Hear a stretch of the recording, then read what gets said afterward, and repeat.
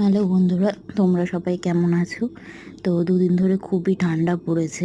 আর সবাইকে নতুন বছরে সবাইকে শুভেচ্ছা ও হ্যাপি নিউ ইয়ার সবার জন্য। তো আজকের দিনটা 5ই জানুয়ারি, আজকে খুবই একটা স্মরণীয় দিন। এই দিনে আমার দাদু মানে ঠাকুরদা আমাদের ছেড়ে চলে গেছেন, তারই মৃত্যুবার্ষিকী রয়েছে। দেখতে দেখতে 7টা বছর কেটে গেল। দাদু ঠাকুমা মানেই একটা প্রাণের মানুষ, সে থাকে সবারই দাদু ঠাকুমার প্রতি একটা টান ভালোবাসা থাকে। তো আমি খুবই জ্ঞানত অবস্থায় তাদেরকে হারিয়েছিলাম, কিন্তু দাদুর সেই মৃত্যুটা আমি খুব সহজভাবে নিতে পারিনি।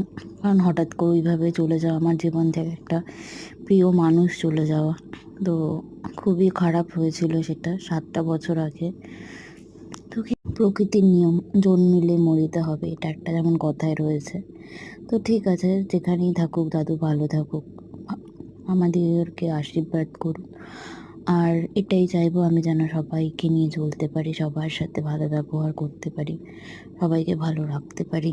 এইটুখানি চাওয়া পাওয়া আমার, আর কিছুই না। মা বাবাকে যেন খুবই ভালোভাবে রাখতে পারি, পরবর্তী ফিউচার যিনি আসেন তো তাকেও যেন ভালোভাবে রাখতে পারি, এইটুখানি চাইবো।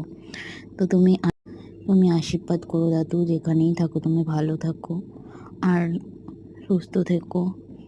আর আমাদের সত্যি আশীর্বাদ করো। আমার খুবই খারাপ লাগছে, আজকের দিনটা খুব মনে পড়ে।